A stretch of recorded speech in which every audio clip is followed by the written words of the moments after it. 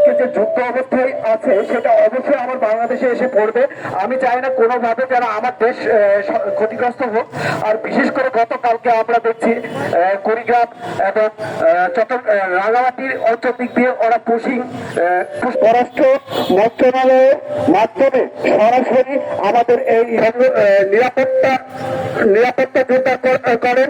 আর আমাদের যারা সেনাবাহিনী আছেন তাদের প্রত্যেককে যেন সীমান্ত অঞ্চলে আমি এটুকুই বলবো, এর বেশি কিছু বলবো না। আমরা যুদ্ধ চাই না, আমরা শান্তি চাই। আমরা এই শান্তির পক্ষে শেষ করছি।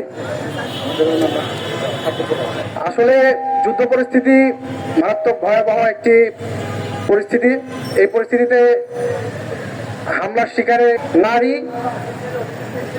বৃদ্ধারা, আমরা এই ধরনের প্রাণহানি আশা করি না। আন্তর্জাতিক অঙ্গনে শান্তির জন্য সমাদৃত আমাদের বর্তমান ইন্টারিমের প্রধান উপদেষ্টা chief adviser doctor Mohammad Yunus, ওনাকে আহ্বান করবো যে উনি যেহেতু শান্তিতে নেবেন, আশু পদক্ষেপ আমরা কামনা করছি।